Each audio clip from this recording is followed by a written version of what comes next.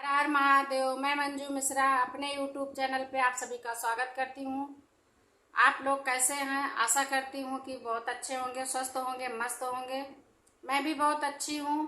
और आज मैं आप लोगों को एक बहुत प्यारा सा चुटकुला गीत सुनाने चल रही हूँ। हमारा ये गीत कैसे लगा कमेंट में ज़रूर बताना।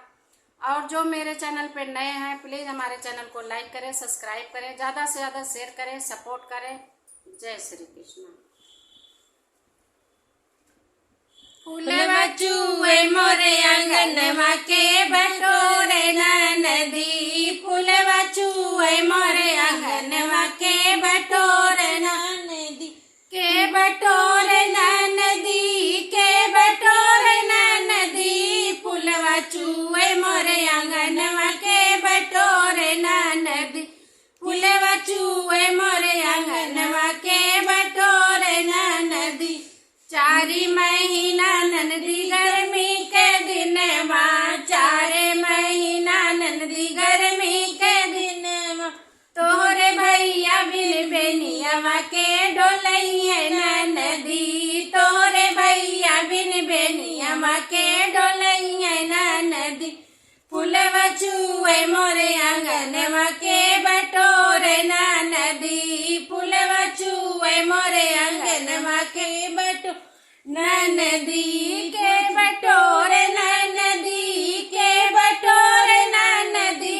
फूलवा चूए मोरे आंगनवा के बटोरे नदी। फूलवा चूए मोरे आंगनवा के बटोरे नदी। चारी महीना नदी बरखा के दिन माँ, चारी महीना नदी बरखा के दिन माँ।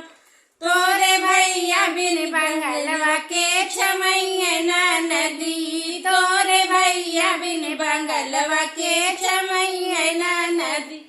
फूलवा चूए मोरे आंगनवा के बटोरे नदी।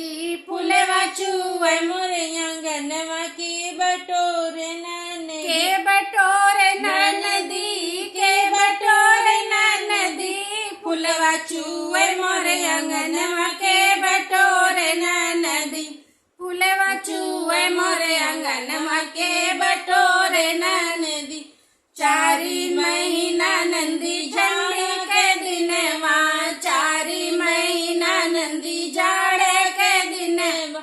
तोरे भैया बिन रजैया के ओढ़ैये नदी। तोरे भैया बिन रजैया के ओढ़ैये नदी।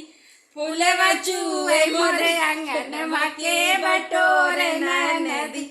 फूलवा चूए मोरे आंगनवा के बटोरे नदी।